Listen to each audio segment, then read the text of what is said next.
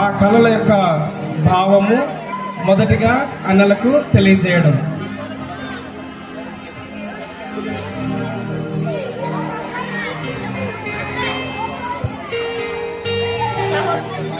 సహోదరులారా, నాకు ఒక కళ వచ్చింది. ఏంట కళ? చేలో పని చేస్తుండగా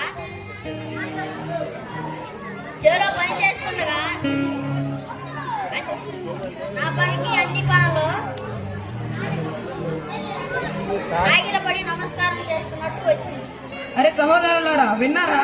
మనమంతా వాడికి నమస్కారం చేయాలంట, సాగిలపడి నమస్కారం చేయాలంట. తర్వాత కొన్ని రోజులకు యోసేపుకి మరొక కళ రావడము, ఆ కళ భావము తండ్రికి తెలియజేయడము మరియు అన్నలకు కూడా ఆ కళ భావం తెలియజేయడం.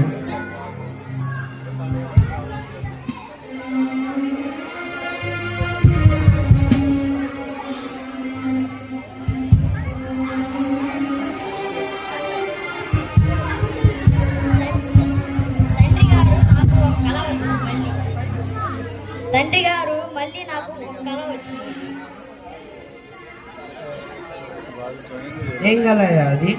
సూర్యచంద్రుడు నక్షత్రాలు నాకు మోగరిని సాగిలపడి నమస్కారం చేస్తున్నట్టు వచ్చింది. ఏంటి, మేమందరం నీకు నమస్కరిస్తావా? ఏంటి, మేమందరం నీకు నమస్కరించాలా? మా అందరిలో చిన్నవాడివి నువ్వు, మేము నీకు నమస్కారం చేయము. ఇది గుర్తుంచుకో, జాగ్రత్త.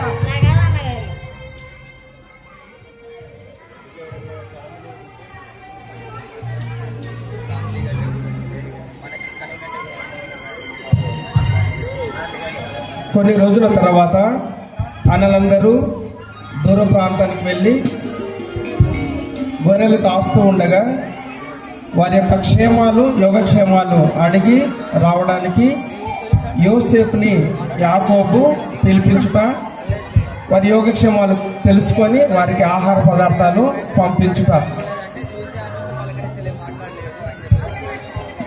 ఏసావు చెప్పండి తండ్రి గారు. ఈ ఆహారం మీ అన్న వాళ్ళకి ఇచ్చి వాళ్ళు యోగక్షేమాలు తెలుసుకుని రాబు.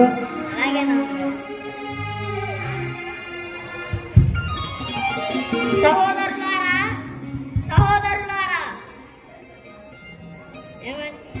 మా సహోదరులు మీకు ఏమన్నా కనపడ్డారండి?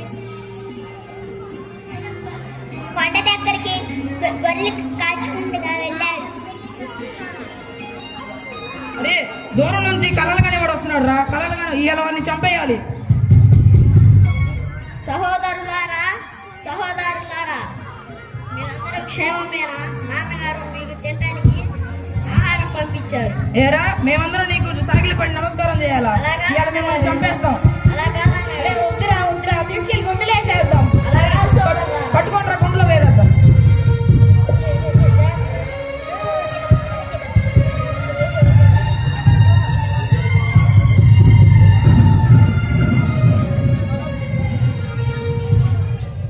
వాడిని చంపేద్దాం రా. ఎందుకు రా? వాడిని చంపేద్దాం. వాడిని చంపేద్దాం. అయిపోయాడు, నా చేత అయిపోయాడు.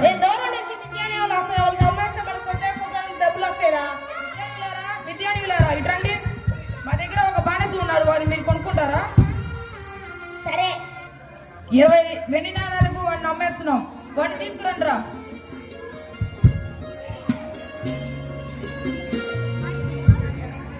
ఇదిగో ఇతనే. సరే.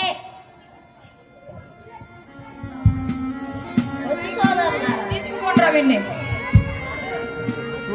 అరే, ఒక పుట్టాన్ని తీసుకురండి రా. తొందరగా తీసుకురండి.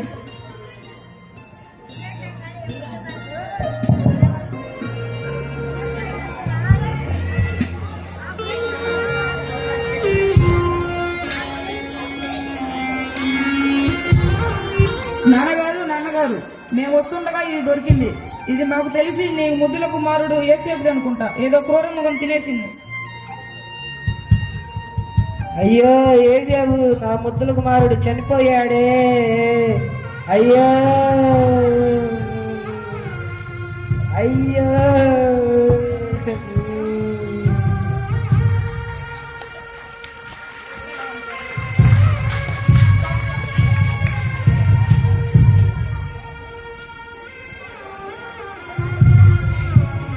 తరువాత యోసేపుని మిద్యాను వర్తకులకు అమ్మివేయడము.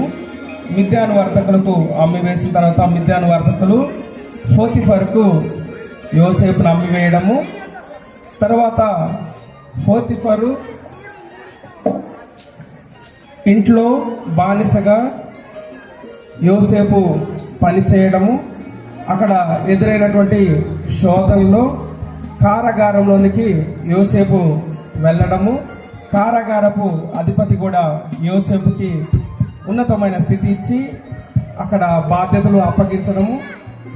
ఆ కారాగారంలో ఉన్నప్పుడు ఆ కారాగారంలోనికి రాజు దగ్గర పనిచేస్తున్నటువంటి పానదాయకుల అధిపతి మరియు భక్షకారుల అధిపతి రావడము, వారి యొక్క కళాభావము యోసేపు తెలియచేయడము.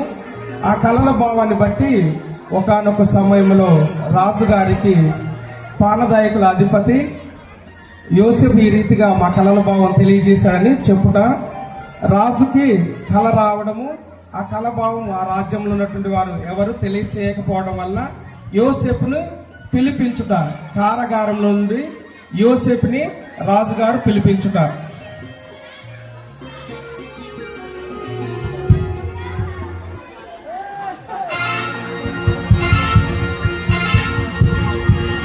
ఎవరక్కడ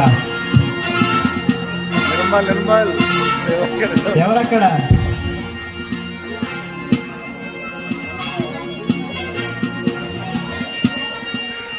ఎవరక్కడ యోసేపును పిలిపించుడు.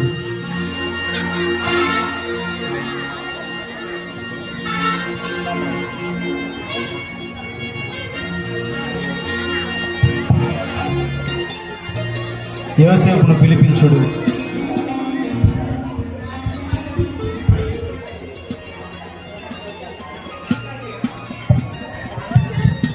బట్లారా ప్రభు, యేసవుని పిలుచుకురండి.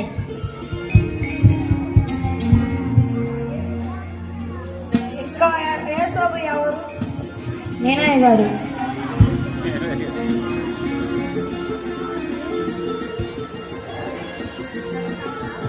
నీవేనా యోసేపు? అవును ప్రభు. నాకు ఒక కళ వచ్చినది, దాని భావం ఏమిటో నీవు చెప్పగలవా? దేవుని చిత్తం ప్రభు, చెప్తాను. తప్పక నీతో వివరించేదను, వినుము. నేను నిద్రపోవచ్చున్నప్పుడు నాకు ఒక కళ వచ్చినది. అదేమనగా ఒక ఏటి ఒడ్డు నుంచి ఒక 7 బలిసిన ఆవులు పైకి వచ్చిన, తదుపరి 7 పీల ఆవులు బక్కచిక్కిన ఆవులు పైకి వచ్చినవి. ఈ బక్కచిక్కిన ఆవులు ఆ 7 బలిసిన ఆవులను తినివేసినవి. నాకు దిందును బట్టి చాలా కలతగా ఉండినది. నీవు దానిని వివరించగలవని నేను నమ్ముచున్నాను. దేవుని చిత్తం ప్రభు, వివరిస్తాను. వివరించుము. ఆ 7 ఆవులు 7 సంవత్సరాలు, ఆ 7 ఆవులు 7 సంవత్సరాలు, 107 సంవత్సరాలు బాగా పంట పండింది. మిగిలిన 7 సంవత్సరం బాగా కరువు వచ్చింది ప్రభు. ఇదే కాలభావం. దీని ఫలితం ఏమి నాకు తర్వాత వివరించగలవా నీవు? ఆ 7 బాగా పంట పండింది మనం సమకూర్చుకుంటే మిగిలిన 7 సంవత్సరములు మనం దాన్ని పోగు చేసుకోవచ్చు. తప్పక దీని తక్షణమే చేయుడు. ముద్ర ఉంగరము తెప్పించుడు.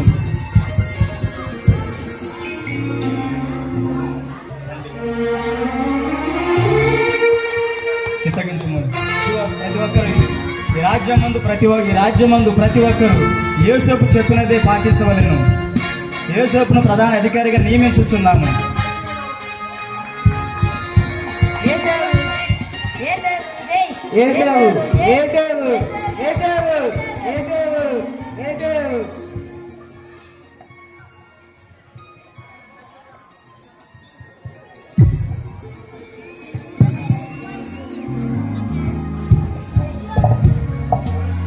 కొంతకాలంలో యోసేపు చెప్పినట్టుగా కరువు వచ్చింది. కనాను దేశం నుండి యాకోబు ఆ పరిసర ప్రాంతాల్లో ఉన్నటువంటి కరువును బట్టి ధాన్యము తీసుకురావడానికి యోసేపు యొక్క అన్నలందరూ యోసేపు దగ్గరికి రావడము.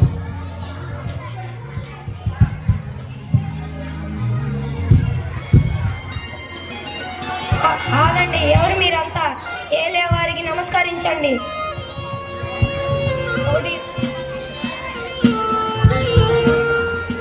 ఎదురు మీరందరూ ఇక్కడికి వచ్చి రాజు చిరకాలము జీవించును గాక. మాది కనాను దేశము. అక్కడ విపరీత కరువు రావడం వల్ల మా తండ్రి అయిన యాకోబు గారు మమ్మల్ని మీ వద్దకు పంపించారు. ధాన్యం కొనుక్కురమ్మని చెప్పారు. అందరూ ఒకటే సంతానమా? మీరు ఎంతమంది? మేమందరం ఒకే తండ్రి కుమారులము. మేము 12 మంది. 12 మంది నాకు కనపడలేదు. మా తండ్రి వద్ద బెన్యామీను క్షేమంగా ఉన్నాడు. అలాగే యోసేపు చిన్నతనంలోనే చనిపోయాడు. సరే, ధాన్యం పంపించి.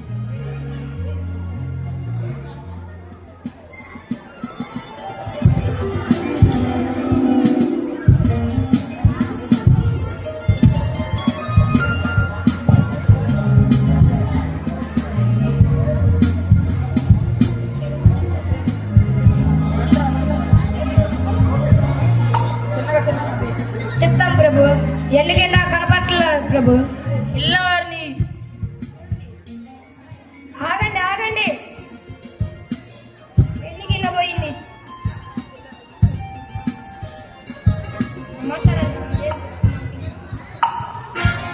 ఎన్నికింద దొరికింది.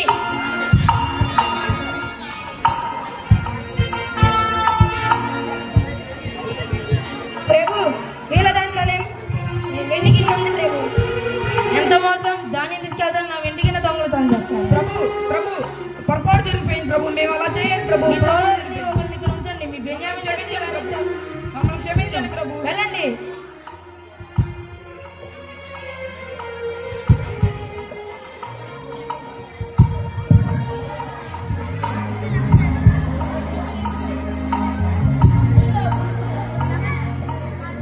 మొదటిసారి వచ్చినప్పుడు ధాన్యంతో పాటు ఒక రాజు దగ్గర ఉన్నటువంటి ఒక బంగారు గిన్నె ఆ మూట్లో దొరకటము, ఒక యాకోబు కుమారులో ఒక కుమారుని బందీగా బంధించడము, తర్వాత కొంతకాలం తర్వాత ఆహారం కోసము మరొకసారి బెన్యామీనుతో సహా అందరూ కలిసి యోసేపు దగ్గరికి రావడం, మరొకసారి యోసేపు దగ్గరికి బెన్యామీనుతో సహా రావడం. ఆగండి, ఏలిన వారికి నమస్కరించండి.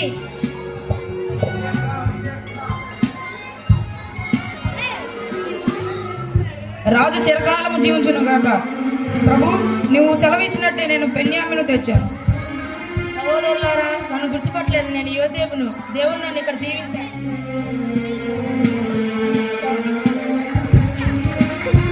థ్యాంక్స్.